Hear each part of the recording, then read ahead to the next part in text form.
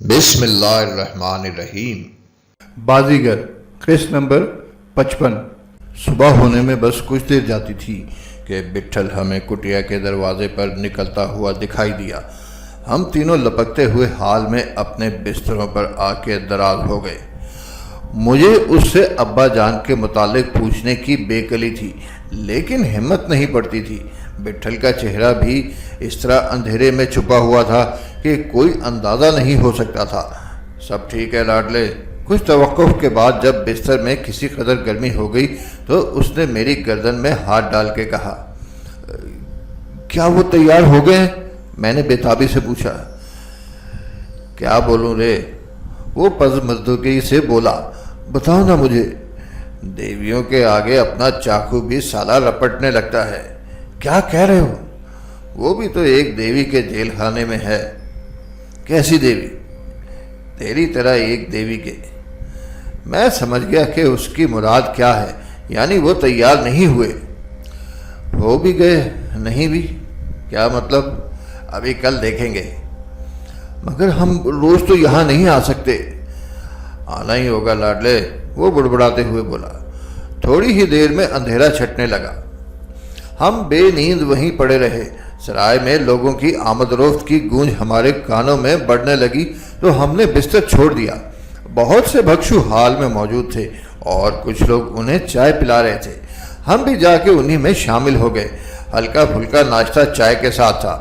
ہم نے بھنے ہوئے گندم کی چند پھنکیاں لی ہوں گی کہ ابا جان حال میں آتے نظر آئے اور ہمیں دیکھ کے کچھ رک سے گئے، مگر کسی تاخیر کے بغیر آگے بڑھ کے بھکشوؤں کی قطار میں بیٹھ گئے۔ انہوں نے اپنا سر جھکا لیا تھا۔ چائے پیتے ہی بٹھل نے وہاں سے چلنے میں جلدی کی۔ ابا جان وہیں بیٹھے رہے۔ مندروں کے علاقے سے نیچے بستی میں آتے ہوئے دھوپ کے چھینٹے پہاڑوں پر پڑنے لگے تھے۔ رات کے مقابلے میں ہماری رفتار تیز تھی اور پھر نچائی بھی تھی۔ چند وسا نے ہم سے کوئی سوال نہیں کیا۔ اسے معلوم ہوگا کہ کل شام جس وقت ہم اوپر جا رہے تھے، رات کو ہماری واپسی ممکن نہیں تھی، لیکن جامو اور مارٹی بے چینی سے ہمارے منتظر تھے۔ سلطان بھی اپنے پیروں پر سیدھا کھڑا ہوا تھا اور چپ چپ سا تھا۔ اس دن بھی دوپہر تک ہم سب بازار میں مال سجائے بیٹھے رہے اور بٹھل نے پہلی مرتبہ بستی کے بعض دکانداروں سے اپنی لائی ہوئی چیزیں انہیں دکھا کے ہندوستان سے ان کی مستقل رسد کے متعلق بات چیت کی۔ اسی اثنا میں سردار کے مکان سے ہمارا بلاوا آ گیا۔ اپنے خاص کمرے کے بجائے سردار مکان کے باہر ہی ہمارا انتظار کر رہا تھا۔ ہمیں دیکھتے ہی وہ فوراً اندر لے گیا۔ سلطان بھی ہمارے ساتھ تھا۔ کل کی نسبت سردار آج کچھ زیادہ مضطرب نظر آتا تھا۔ آج بھی اس نے ہمارے آگے پھلوں اور کھانوں سے بھری ہوئی چینی کی پلیٹوں کا انبار لگا دیا، لیکن اس کا مقصد بہت واضح تھا۔ وہ بٹھل کی زبان سے کچھ اور سننے، کچھ اور جاننے کی جستجو میں تھا۔ لوٹ پھیر کے وہ اس سے کاغذات ہی کا ذکر کرنے لگتا، جیسے کل کی بٹھل کی کہی ہوئی باتوں سے اس کا اعتبار اٹھ گیا ہو اور وہ دوبارہ اپنے سنے ہوئے کی توثیق چاہتا ہو۔ بٹھل نے نہ کوئی تردید کی نہ اضافہ۔ اس نے اپنی گزشتہ روز کی گفتگو کے اعادے کے سوا کچھ نہیں کیا، لیکن شاید بٹھل کا لہجہ آج اتنا بے ساختہ اور برجستہ نہیں تھا کہ سردار کی تسلی ہو سکے۔ وہ کچھ اور متفکر سا ہو گیا۔ بٹھل سے تحمل کی تلقین سن کے اس کی کنپٹیاں انگارہ ہو گئی تھیں۔ شام تک اس نے ہمیں اپنے مکان سے جانے نہیں دیا۔ ایک دن اور گزر گیا۔ پیرو اور دوسرے لوگوں کا اب تک کوئی پتہ نہ تھا۔ بٹھل کو یہی الجھن ہوگی، اس لیے وہ سردار سے ٹھیک طرح بات نہیں کر سکا۔ سورج غروب ہونے پر جب اس نے جامو، سلطان اور مارٹی کو وہیں چھوڑ کے پھر اوپر جانے کا ارادہ ظاہر کیا تو جامو بہت مشکل سے آمادہ ہوا۔ اپن کو بھی ساتھ لے کے چلو کنگ۔ جامو کے ساتھ مارٹی بھی مچلنے لگا۔ 2-3 راتیں اور کاٹ لے ماسٹر۔ تم بولو تو 1000 راتیں کاٹ دے، مارٹی نے سینے پر ہاتھ رکھ کے کہا، پر ادھر سالہ ایک دم قبر کے مافک ہے، الو بھی نہیں بولتا۔ راجہ جانی کو ادھر ہی چھوڑ دو کنگ، اس نے بٹھل سے التجائی لہجے میں کہا۔ راجہ کا اوپر کام ہے رے، بٹھل اسے چمٹاتے ہوئے بولا۔ قبر کا نقشہ پہلے ہی پتہ چل جائے تو اچھا ہے، ماسٹر نکال دے ایک اور رات۔ مارٹی ہنسنے لگا۔ इधर पड़े पड़े चाकू भी खुट्टल हो जाएगा। अपन सोचता है इनको सर्दी मार गया तो चाकू दूसरे बन जाएंगे। मास्टर, हाथ खुट्टल मत होने देना। हाथों में अब खुजली हो रही उस्ताद, जामू मुंह बना के बोला। अच्छा ही शुगुने रे, बढ़ने दे। हमने कई मफलर गले में डाल लिए थे और ओवरकोट भी पहन लिए थे। तीनों के पास बैटरियां और भरे हुए तमंचे थे। चलते वक्त बूढ़ा चनवसा बिल्कुल खामोश रहा था।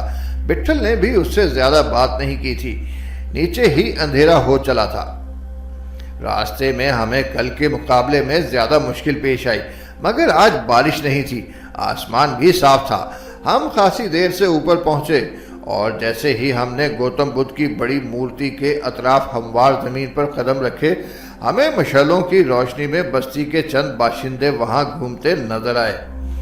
बड़े मंदिर में वो भी मौजूद थे। रात का खाना हमने बड़े मंदिर ही में खाया। हमने अच्छी तरह इत्मीनान कर लिया था कि हमारे उठने पर वो वहीं बैठे रहे हैं, लेकिन बाहर कुछ ही फासले पर और लोग भी मौजूद थे।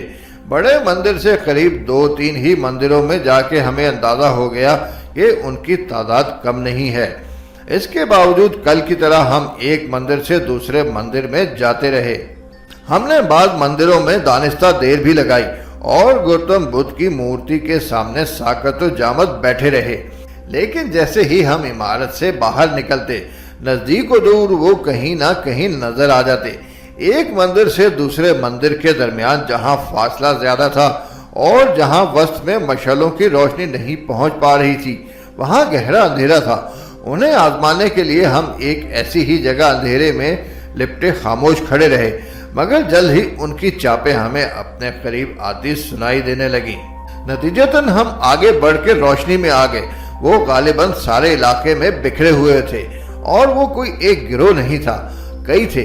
उनका तौर तरीक गलियों में गश्त करने वाले सिपाहियों जैसा था। ताहम ना वो हमारे करीब आए, ना उन्होंने हमसे कोई बातपुरस की। जब तक दूसरा गिरोह उन्हें नजर ना आ जाता, पहला हमसे दूर दूर मंडलाता रहता, फिर वापस हो जाता। सराय तक जाना मुश्किल नहीं था, लेकिन ऐसी सूरत में अब्बा जान से मिलना मुमकिन नहीं था। सराय में भी वो मौजूद होंगे। बिट्ठल फिर एक मंदिर में जम के बैठ गया।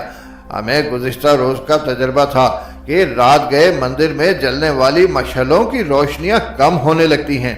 उस वक्त सर्दी भी तेज हो जाती है और धुंध भी बढ़ जाती है।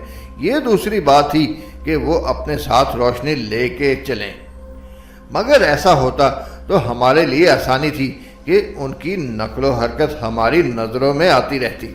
मेरी तवक्को के खिलाफ बिट्ठल मंदिर में ज्यादा देर नहीं बैठा। अचानक ही वो चल पड़ा। मंदिर के बाहर कुछ ही दूर धुंध में उनके साए रेंग रहे थे, लेकिन जिस हद तक वो हमें नजर आ रहे थे, हमें भी वो उसी हद तक देख सकते थे। बिट्ठल ने उनकी मौजूदगी का ख्याल नहीं किया और उनके पास से गुजरता हुआ एक तरफ बढ़ने लगा। वो सराय से भी आगे निकल गया।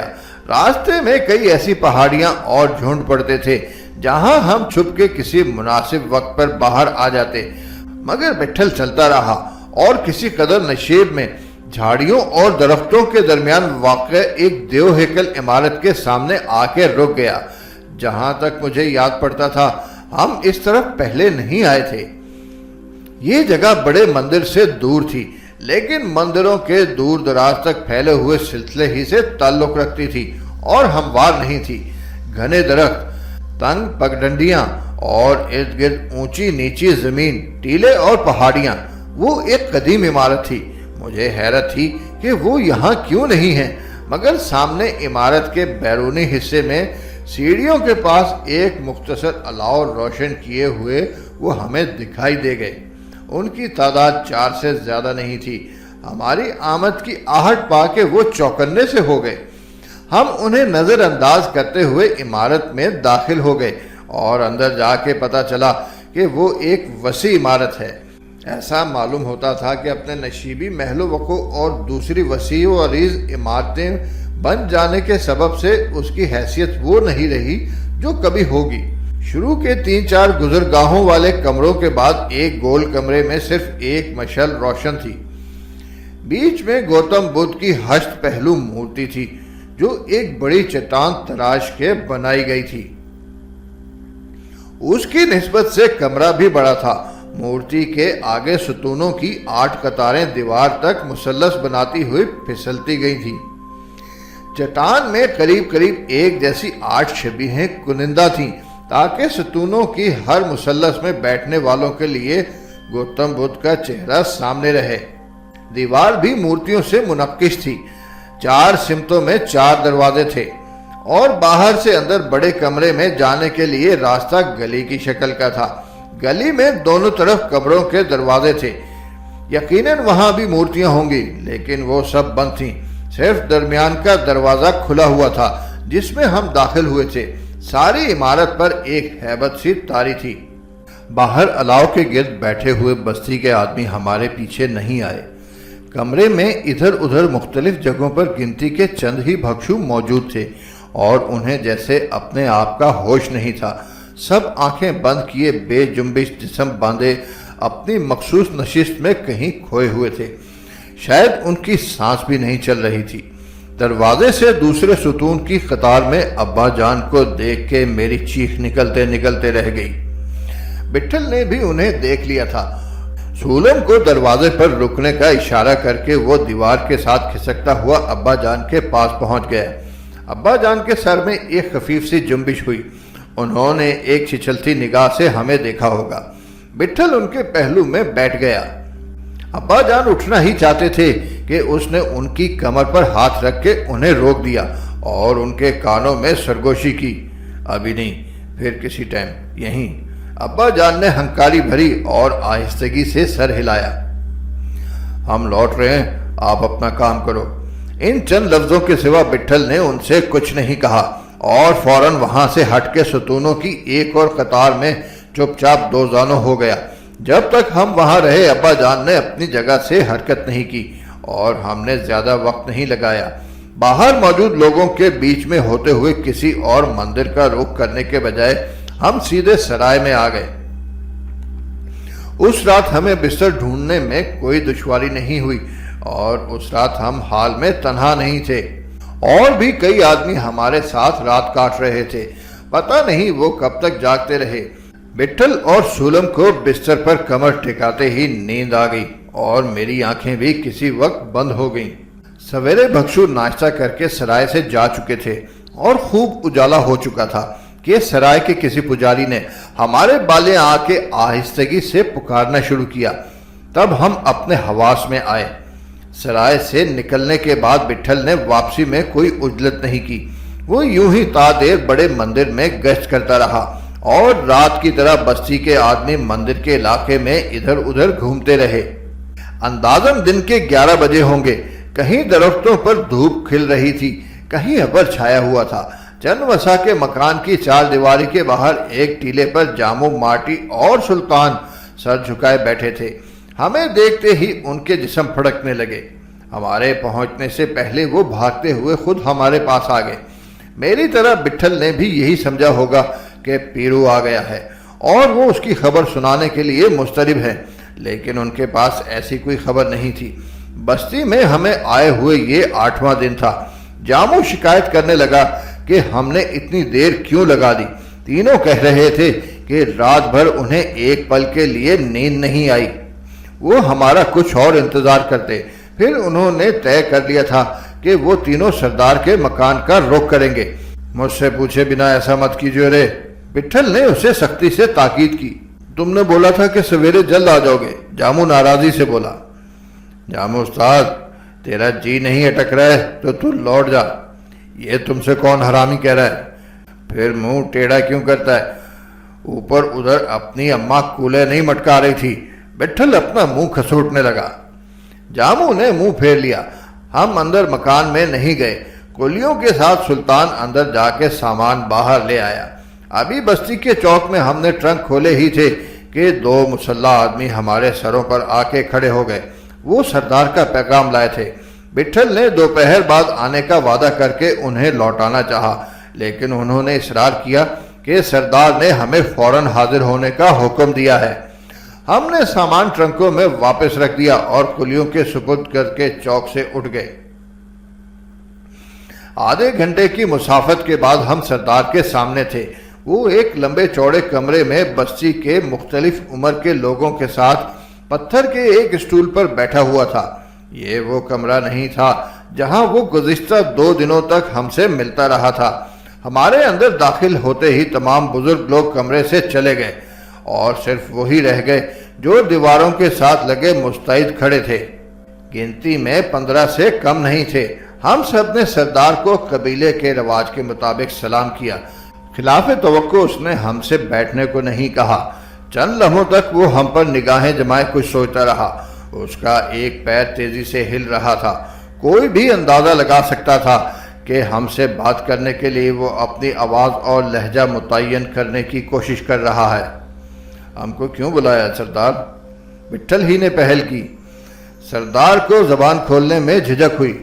ہم نے تمہیں ایک بات کی صفائی کے لیے بلایا ہے، وہ تھمی ہوئی آواز میں بولا۔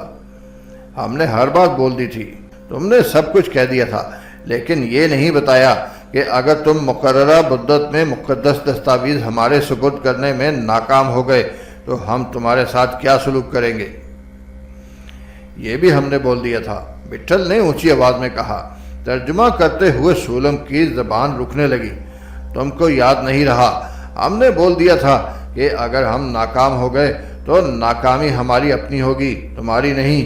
تم 9 سال سے ناکام ہو رہے ہو، ہمیں یاد ہے، لیکن ایسی صورت میں جب ہمیں یہ شبہ ہو جائے کہ تم اس بارے میں ضرور کچھ جانتے ہو، ہم دستاویز کی اہمیت کے پیش نظر اور قبیلے کی روایت کے مطابق تم پر کوئی پابندی عائد کر سکتے ہیں۔ چونکہ تم ہمارے قبیلے میں ہو، ایسا ہے تو ہم ادھر سے چلے جاتے ہیں، پر ہم کوئی جکرن قبول نہیں کریں گے، وٹھل نے تیزی سے کہا۔ لیکن جب ہم تم کو جانے دیں تب۔ سردار، وٹھل کی آواز دھیمی پڑ گئی، تم اپنے لیے برا کرو گے۔ تم نے ہم کو کھو دیا تو سدا کے لیے اپنی چیز نہیں پاؤ گے۔ ہم تمہیں نہیں کھوئیں گے، تمہیں ادھر ہی رکھیں گے، تمہیں یا تمہارے آدمیوں کو، جب تک ہماری امانت ہمارے حوالے نہیں کر دی جائے گی۔ ہم تمہارے آدمی تمہارے حوالے نہیں کریں گے۔ تم ایسا کرو گے تو ہم سمجھیں گے کہ تم سودا کرنا نہیں مانگتے، تم کو کاغذات کی ضرورت نہیں، اور دوسرے سرداروں کی طرح تم نے بھی موت کا دن طے کر لیا ہے۔ بہتر ہے تم اپنے آدھے آدمی ہمارے پاس امانت کے طور پر چھوڑ دو، ہم انہیں اپنا مہمان رکھیں گے۔ کہو منظور ہے؟ سردار کی آواز کمرے میں گونجنے لگی۔ کچھ منظور نہیں۔ تمہیں معلوم ہونا چاہیے کہ تم ہماری زمین پر ہو، اور تم کو بھی معلوم ہونا چاہیے کہ اس زمین کی نکیل ہمارے ہاتھ میں ہے۔ سردار، ہم کو زیادہ بات کرنا اچھا نہیں لگتا، ایسا ویسا کوئی ٹنٹا مت کھڑا کرو۔ ہم نے بولا تھا ہم کو آگے پیچھے جانے سے کوئی فرق نہیں پڑتا۔ پیچھے چلے جائیں گے تو دنیا الٹی نہیں چلنے لگے گی، تم ایسا نہیں کر سکتے۔ ہم کو نہیں لگتا تمہارا سر اوپر سے بس دیکھنے کا ہے، اور تم اپنے آپ سے اتنے بگڑے ہوئے ہو۔ تم نے اپنے سر کو ہلایا جلایا نہیں ہے۔ تم کو ہم نے کھل کے بول دیا تھا کہ بیچ میں روڑا اٹکاؤ گے تو ہماری طرف سے بات ختم سمجھنا، الٹی سیدھی باتیں مت کرو۔ ہم یہ سودا اور پختہ کرنا چاہتے ہیں۔ ضمانت کے لیے تم اپنے 3 آدمی ہمارے حوالے کر دو، ہم تمہارے درمیان پھر کوئی دخل نہیں دیں گے، تمہارا انتظار کریں گے۔ اب انتظار چھوڑ دو سردار، کیا تمہیں ہماری شرط منظور نہیں؟ تم اپنے کانوں کی صفائی کراؤ۔ تم ہماری پناہ میں ہو، سردار نے گرج کے کہا۔ جب تک ہم ادھر ہیں اپنے کو تمہارا مہمان سمجھتے ہیں، لیکن یہ ہماری مرضی پر منحصر ہے، تو تم اپنی مرضی پوری کرو۔ ہم نہیں چاہتے کہ ہمارے تمہارے درمیان کوئی دراڑ پیدا ہو، تمہارے آدمی یہاں محفوظ رہیں گے۔ دراڑ تم خود ڈال رہے ہو، اپنا کوئی آدمی ادھر نہیں رہے گا۔ کیا تم نہیں جانتے کہ ہم تمہیں مجبور کر سکتے ہیں؟ ہاں، پر ہم مجبور ہوں تب تمہیں سوچنے کا وقت دیا جا سکتا ہے۔ ہم نے سب سوچ کے بولا ہے۔ ہم نہیں چاہتے کہ اپنے آدمیوں کو حکم دیں، ہم بھی نہیں چاہتے کہ تم یہ غلطی کرو، وٹھل دبے لہجے میں بولا۔ لیکن سردار نے پہلے ہی سوچ رکھا تھا۔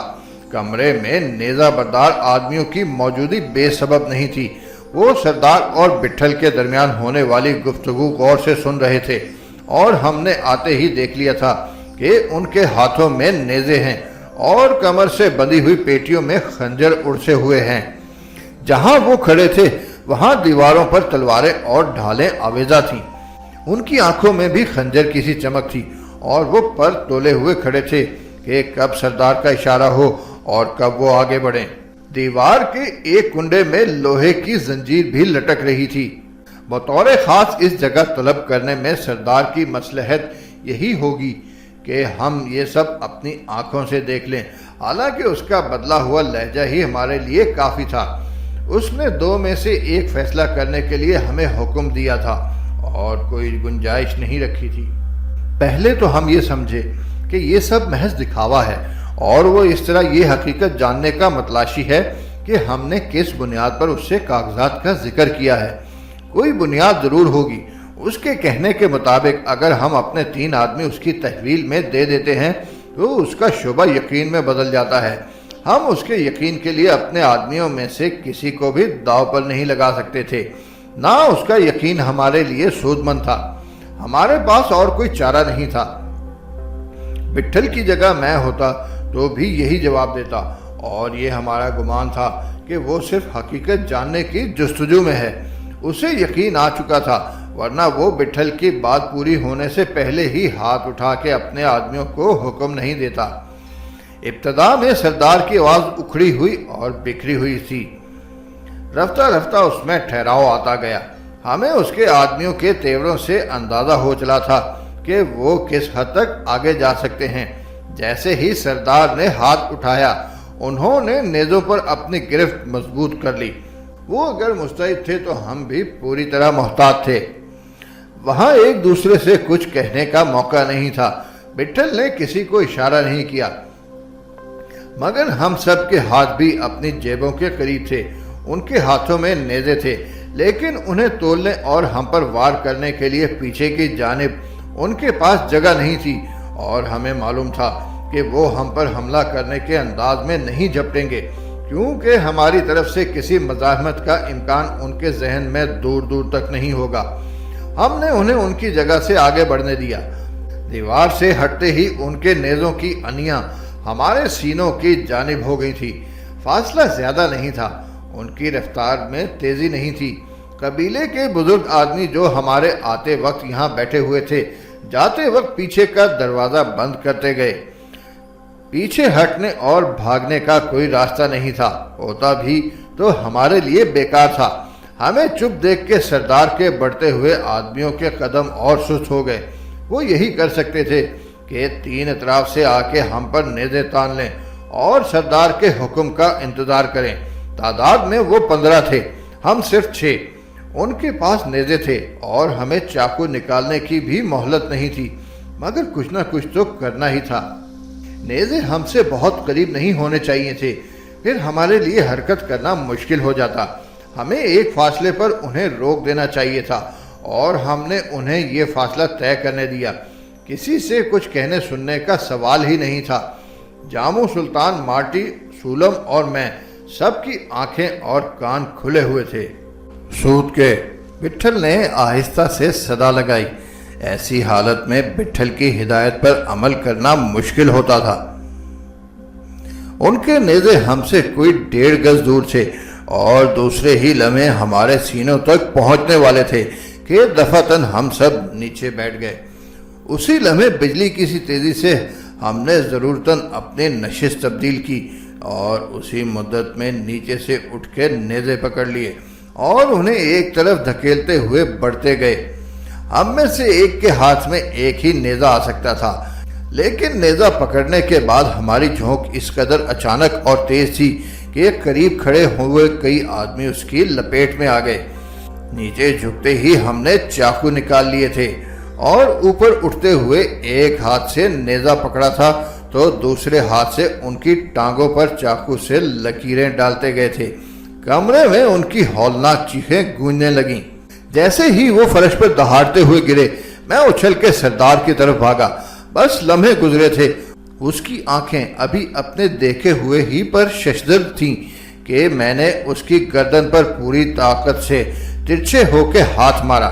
وہ اپنا جسم سنبھال نہیں سکا، لڑکھڑاتا ہوا گرا ہی چاہتا تھا کہ میں نے خود اسے سنبھال لیا، اور اس سے پہلے کہ وہ خنجر نکال لیتا میرے چاقو کی نوک اس کی چھاتی پر چبھی ہوئی تھی۔ ادھر جامو، مارٹی، سلطان اور سولن کے ہاتھوں میں نیزے تھے۔ انہوں نے دوبارہ اٹھنے کی کوشش کرنے والے آدمیوں پر انہی کے نیزوں سے زور ڈال رکھا تھا۔ کئی کی ٹانگوں اور کولوں پر کپڑوں سے خون پھوٹ رہا تھا۔ جنہیں چاقو نہیں لگ پائے تھے وہ فرش پر گرے ہوئے جامو، مارٹی، سلطان اور سولم کے نیزوں اور چاقوؤں کے دباؤ میں تیزی سے بدل جانے والی صورتحال کا جیسے خود کو یقین دلا رہے تھے۔ لمحہ بلمحہ ان کی آنکھوں کی چمک معدوم ہوتی جا رہی تھی۔ انہوں نے اپنے سردار کو بھی دیکھ لیا تھا۔ میں نے ذرا جلدی کی۔ انہیں چھوڑ کے سردار تک پہنچنے کا ارادہ نہ کرتا تو بٹھل آ جاتا۔ چند ثانیوں بعد بٹھل بھی اسی غرض سے سردار کی طرف جھپٹا ہی تھا، لیکن مجھے دیکھ کے پھر پلٹ گیا اور اس نے اچانک ایک آدمی کی پیٹی سے خنجر نکال لیا۔ سردار میری گرفت میں پھڑکنے لگا تھا۔ بٹھل نے خنجر زور سے سامنے کی دیوار پر کھینچ مارا جہاں ایک عورت کی مورتی بنی ہوئی تھی۔ خنجر مورتی کی سیدھی آنکھ میں جا کے گڑ گیا۔ وہ 15 کے 15 پوری طرح جامو، سلطان، مارٹی اور سولم کے قبضے میں تھے۔ جنہیں چاقو لگے تھے وہ بری طرح کراہ رہے تھے کہ پیر پٹکنے اور چیخنے ہی سے حواس باختہ ہو گئے تھے۔ گو کہ چاقو نہ کھولتے تو نیزے پکڑنے کے بعد وہ ہماری جھونک برداشت کر لیتے، لیکن اپنے ساتھیوں کی چیخیں سن کے وہ منتشر ہو گئے۔ اتنے آدمیوں کے سامنے یہی کچھ کیا جا سکتا تھا۔ بٹھل نے ہاتھ سوت کے چلانے کا کہا تھا، ورنہ چاقو صرف لکیریں کھینچنے پر اکتفا نہ کرتے، اندر تک چلے جاتے اور کوئی بھی ان میں سے زیادہ دیر تک نہ بلبلا پاتا۔ ہاتھ کھول کے چلانے سے ہاتھ روک کے چلانا مشکل ہوتا ہے۔ ایک دم نیچے بیٹھنا اور پھر اٹھنا، چاقو ستا ہوا رکھنا اور نیزہ پکڑنا، ایک ساتھ اتنے کام ہم نہ کرتے تو ان سے نمٹنے میں وقت لگ جاتا۔ ان کی تعداد زیادہ ہونے کے سبب سے ہمیں انہیں زیادہ وقت نہیں دینا چاہیے تھا۔ جامو کا اب بھی بس نہیں چلتا تھا کہ وہ ان سب کو ختم کر دے۔ وہ بٹھل کے اشارے کا منتظر تھا۔ بٹھل نے ایسا کوئی حکم نہیں دیا۔ مورتی کی آنکھ پھوڑنے کے بعد وہ کمرے کے وسط میں چپ کھڑا رہا۔ پھر اس نے ٹھہری ہوئی آواز میں جامو سے کہا، جانے دے جامو۔ جامو نے فرش پر تھوکتے ہوئے نیزے سے ہاتھ اٹھا لیے۔ مارٹی اور سولم نے بھی جھٹکنے کے انداز میں نیزے سردار کے آدمیوں پر پھینک دیے اور چند قدم پیچھے چلے آئے۔ سردار کے کسی آدمی نے دوبارہ نیزہ نہیں اٹھایا۔ البتہ جامو، سلطان، مارٹی کے ہاتھ میں چاقو اب بھی کھلے ہوئے تھے اور سردار اپنی زبان میں چلا چلا کے نہ جانے کیا کہہ رہا تھا۔ اس نے میری گرفت سے نکلنے کی کوشش ختم کر دی تھی۔ بٹھل نپے تلے قدموں سے چلتا ہوا سردار کے پاس آیا اور اس نے میرا چاقو اس کی چھاتی سے ہٹا کے مجھے اس سے دور ہو جانے کی تاکید کی۔ میں نے سردار کی گردن چھوڑ دی۔ بیٹھ جاؤ سردار، بٹھل نے تھکے ہوئے لہجے میں کہا، اور ان کو باہر بھیجنے کا بول دو۔ بٹھل بھول گیا تھا کہ سردار اس کی زبان نہیں سمجھتا۔ سردار کو پلکیں جھپکتے دیکھ کے اسے اس کا احساس ہو گیا۔ اس نے سولن کو آواز دے کے کہا، سردار کو بول اتنا ٹھیک ہے تو ہم بیٹھ جائیں۔ سولم نے اس کی بات سردار سے دوہرا دی۔ سردار ہمیں اپنے خاص کمرے میں لے آیا تھا۔ بٹھل، جامو اور سلطان نے اس کے اصرار پر کھانے سے پہلے بستی کے معزز مہمانوں کے لیے خاص طور پر کشید کی ہوئی تھوڑی سی شراب پی لی تھی۔ سردار کی نوجوان خادماؤں میں سے کسی کو بھی اندر آنے کی اجازت نہیں تھی۔ وہ پلکیں ڈھانپے ہوئے کمرے میں آتی تھیں جیسے ان کی آنکھیں بند ہوں، شرمائی اور سہمی سہمی سی۔ سر سے پیر تک رنگ برنگے کپڑے پہنے ہوئے، گوندی ہوئی 2 چوٹیاں ان کے کاندھوں پر لٹکی ہوئیں، جوڑوں کی جگہ بالوں میں جالی دار ٹوپی، کان سفید موتیوں سے بھرے ہوئے، تمتماتا ہوا سونے جیسا رنگ۔ سب کے نقش و نگار سجل اور ایک جیسے تھے۔ عمریں بھی تقریباً سب کی یکساں تھیں۔ جان قبیلے کی ہر لڑکی کی طرح ان کے گالوں پر لالی پھوٹی پڑتی تھی۔ جامو انہیں گل نچنی کہتا تھا۔ واقعی انہیں دیکھ کے ایسا لگتا تھا جیسے کسی نے ان کے گالوں میں تازہ تازہ چٹکی بھری ہو۔ ابھی کچھ دیر پہلے جامو بٹھل سے کہہ رہا تھا، استاد یہ انار کی کلیاں ادھر اپنی طرف چلی جائیں تو ادھر کی ساری لکھا کبوتریوں کا دیوالا پڑ جائے۔ جامو نے کورا کو نہیں دیکھا تھا، دیکھتا تو نہ جانے اس کا کیا حال ہوتا۔ اس کے گالوں پر بھی ایسی ہی سرخی پھوٹی پڑتی تھی۔ ان سے کہیں زیادہ بٹھل کی نظریں بچا کے جاموں نے ایک پیالہ اور پی لیا تھا۔ اس کی آنکھیں چڑھنے اور زبان بہکنے لگی تھی۔ سردار کی خادماؤں کو وہ طرح طرح کے خطابات دے رہا تھا۔ بیٹھے بیٹھے ہمیں سہ پہر ہو گئی۔ ہم رخصت ہی ہوا چاہتے تھے کہ ایک خادمہ نے لپکتے جھپکتے ہوئے اندر آ کے سردار سے سرگوشی میں کچھ کہا۔ سردار کو یہ دخل اندازی بری لگی۔ اس نے برہمی سے اس بات میں گردن ہلائی۔ خادمہ الٹے قدموں سے کمرے سے واپس چلے گی اور اسی وقت ایک خادم اندر داخل ہوا۔ وہ پہلا مرد تھا جو ہمارے آنے کے بعد اس کمرے میں آیا تھا۔ پتہ نہیں اس نے کیا کہا کہ سردار کی پیشانی پر بل پڑ گئے۔ ہماری جواب طلب نگاہیں بے اختیار سولم کے چہرے پر مچلنے لگیں۔ وہ بھی بے چین ہو گیا تھا اور اس کے منہ پر جیسے کوئی بات آتے آتے رہ گئی تھی۔ سردار نے چند سوال کر کے خادم کو لوٹا دیا اور بے تابانہ ہم لوگوں کو دیکھنے لگا۔ کیا ہے سردار؟ بٹھل نے پوچھا۔ معلوم ہوا ہے کہ سوداگروں کا ایک اور قافلہ بستی میں آیا ہے، اس نے کسمساتے ہوئے جواب دیا۔ سولم کے سوا ہم سب چونک پڑے اور ایک دوسرے کو دیکھنے لگے۔ کون لوگ ہیں؟ بٹھل نے ہلکی آواز میں پوچھا۔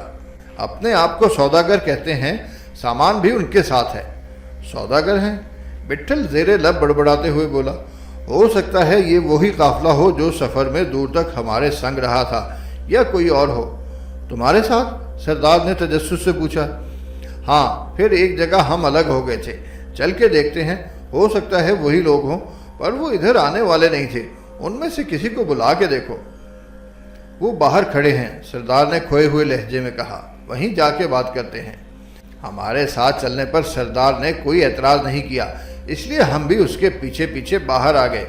پیرو، وزیر، منن میاں، زورا، پلٹو، جینی، وزیر اور ہلاکو، ان آٹھوں کو دوبارہ دیکھنے کے لیے ہم سب جلد سے جلد ان کے پاس پہنچ جانا چاہتے تھے، لیکن کمرے سے نکلتے ہی بٹھل نے سردار کو روک لیا۔ ایک بات سن لو سردار، ہم سے حجت مت کرنا، وہ سپاٹ لہجے میں بولا۔ ان سے کاغذات کی کوئی بات مت کرنا۔ سردار کی بھویں سکڑ گئیں۔ بٹھل کی تاکید اس کے لیے تعجب انگیز تھی۔ پتہ نہیں وہ ادھر کس بات کی کھو میں آئے ہیں، بٹھل نے ترشی سے کہا۔ سمجھ گئے؟ کیا مطلب؟ سردار کبیدگی سے بولا۔ مطلب صاف ہے سردار، لیکن وہ کیا تمہارے خیال میں وہ بھی ان کے بارے میں کچھ جانتے ہوں گے؟ سردار کی آواز پر حیرت چھائی ہوئی تھی۔ ہم نہیں بول سکتے، پر وہ جان سکتے ہیں، مگر کیسے؟ کیسے ویسے ہم سے مت پوچھو، ہم احتیاط کو بول رہے ہیں۔ وہ بھی سوداگر ہیں، تمہارے آدمی 9 سال سے ہندوستان میں سر مار رہے ہیں، یہ بھی ساری دنیا گھومتے رہتے ہیں، ان کو بھی پتہ چل سکتا ہے۔ لیکن وہ یہاں کیوں آئیں گے؟ سردار الجھتے ہوئے بولا۔ متبرک دستاویزیں ہندوستان سے گئی ہیں، وہ ہندوستان میں ہوں گی، یا تو دستاویزیں وہاں نہیں ہیں، یہی ہیں، یا پھر وہ انہیں لے کے آئے ہیں اور تمہاری طرح ان کا سودا کرنا چاہتے ہیں، یا انہیں ہندوستان میں کسی ایسی جگہ کا پتہ ہے جہاں دستاویزیں موجود ہیں اور وہ یقین کرنا چاہتے ہیں کہ ہم انہیں اس کے عوض کچھ دے سکتے ہیں تاکہ وہ کوئی نفع بخش تبادلہ کر سکیں۔ سردار کو قبیلے کا سردار یوں ہی نہیں بنایا گیا ہوگا، اس میں دوسروں سے زیادہ سوجھ بوجھ ہوگی۔ بٹھل کے کہنے کے مطابق اگر نئے آنے والوں کو بھی کاغذات کا کوئی علم ہو سکتا ہے تو سردار کے ذہن میں اٹھنے والے تمام سوال جائز تھے۔ میں سوچ رہا تھا کہ بٹھل ان کا کیا جواب دے گا۔ ہم نہیں جانتے کہ کون سی بات ٹھیک ہے، پر ایک بات تم نہیں بول رہے، بٹھل نے پرسکون لہجے میں کہا۔ وہ کسی اور وجہ سے بھی ادھر آ سکتے ہیں، کاغذات کے بارے میں ان کو کچھ جان پڑا ہو، کوئی ان کو لے کے ہم دونوں سے پہلے ادھر آ گیا ہو اور کاغذات میں کچھ اور بھی لکھا ہو۔ بٹھل نے وضاحت نہیں کی کہ کاغذات میں اور کیا رمز ہو سکتی ہے۔ سردار نے ان کا ذکر کرتے ہوئے خود بھی اس سے پہلو تہی کی تھی۔ گورا نے مجھے بتایا تھا کہ قبیلے میں چند ہی بزرگ لوگوں کو کاغذات کی متبرک حیثیت کے سوا دوسری خوبی کا علم ہے۔ اس کا تعلق اجین اسے جانتا تھا۔ ہم ابھی کچھ نہیں بول سکتے۔ سردار کو متذبذب دیکھ کے بٹھل نے کہا، یہ ہمارا خیال ہے، وہ ویسے بھی ادھر آ سکتے ہیں، ادھر کوئی دروازہ تو نہیں ہے، اس لیے ہم احتیاط کو کہہ رہے ہیں۔ ان کا کچھ پتہ نہیں ہے اور پتہ چلا تو ہمارے کام میں حرجہ ہو سکتا ہے، اور اگر انہوں نے خود ذکر کیا تو اگر وہ کاغذ اپنے ساتھ لائے ہیں تو ان سے لے لینا۔ ہم اپنا سامان اٹھا کے چلے جائیں گے۔ اور اگر انہوں نے ہماری طرح کی بات بولی جس سے سودا پہلے ہوا ہے، اس کا تم کو دھیان رکھنا ہوگا۔ تم ان سے بات کرنا، پر ہم کو ضرور بتانا، شاید تمہارا کام پھر کچھ جلدی ہو جائے۔ اس کے بعد بھی اگر وہ کاغذ ہم سے پہلے لے کے تمہارے پاس آ گئے تو ہم کچھ نہیں بولیں گے، تمہیں سلام کر کے اپنا منہ کالا کر لیں گے، پر تم ان سے نہیں بولو گے کہ ہم سے بھی بات ہوئی ہے۔ تم نے ہم کو دیکھ لیا ہے، ابھی ان کو بھی دیکھو۔ معلوم ہوتا تھا سردار کی سمجھ میں کچھ آیا ہے، کچھ نہیں۔ وہ گومگو کی کیفیت میں گردن ہلاتا رہا۔ بٹھل نے اس کی پشت پر ہاتھ رکھ کے آگے بڑھنے کی تلقین کی تو پیش قدمی کرتے ہوئے اس کے پیر ہچکچانے لگے۔ ہم مکان کے اندرونی حصے میں بیٹھے ہوئے تھے۔ دالان میں پہنچتے ہی ہماری نظر ان پر پڑی۔ پیرو کے ساتھ صرف وزیر تھا اور ان کے گرد قبیلے کے کئی آدمی۔ ان دونوں کی حالت نہایت شکستہ تھی، داڑیاں بڑی ہوئی، کپڑے گندے اور چہرے پر دھول جمی ہوئی۔ ہم نے انہیں اور انہوں نے ہمیں دور سے دیکھ لیا تھا۔ دونوں کی آنکھیں ٹمٹمانے لگیں۔ وہی ہیں۔ ان کے قریب جاتے ہوئے بٹھل نے سردار کا ہاتھ پکڑ کے بدبداتے ہوئے کہا اور تیزی سے پیرو کی طرف بڑھنے لگا۔ دونوں ایک دوسرے سے گلے ملنے لگے۔ تم ادھر کیسے آ گئے؟ بٹھل نے حیرت کا اظہار کرتے ہوئے پوچھا۔ پیرو کو سمجھنے میں دشواری نہیں ہوئی کہ اسے کیا کہنا چاہیے۔ ہم زیادہ آگے نہیں جا سکے استاد، وہ تھکی ہوئی آواز میں بولا۔ اپن کے کئی آدمی راستے میں ہی مڑنے توڑنے لگے۔ ادھر سالہ چور پہاڑی لوگوں نے ایک رات اپن سے مسخری ماری۔ ان کو تو اپن نے سمجھ لیا، پر یہ اپنے آدمی کو کیسے سمجھاتا؟ سب آگے پیچھے ایک دم لیٹ گیا۔ ابھی اپن کیا بولے؟ پیرو کے گلے میں کوئی پھانس سی چھپی ہوئی تھی۔ اپن ادھر آ گیا ہے، اس نے سر جھکا کے کہا۔ ٹھیک کیا، بٹھل اس کا کندھا تھپتھپاتے ہوئے بولا۔ ادھر قبیلے کے لوگوں کے پاس گرمی بہت ہے۔ یہ تمہارے سامنے قبیلے کا سردار اشیگا ہے۔ پیرو نے گردن خم کر کے اسے تعظیم دی۔ اپن لوگ ابھی تھوڑی دیر ادھر رہنا مانگتے ہیں سردار، اپن کا کئی آدمی سیدھا نہیں ہے۔ سولم نے پیرو کی ترجمانی کے فرائض انجام دیے۔ سردار نے انکار نہیں کیا۔ مزید کوئی پوچھ گچھ کیے بغیر قبیلے کے ایک معمر آدمی کو بلا کے پیرو اور اس کے ساتھیوں کی دیکھ بھال کرنے کا حکم دیا۔ وہ معمر شخص چنوسا نہیں تھا۔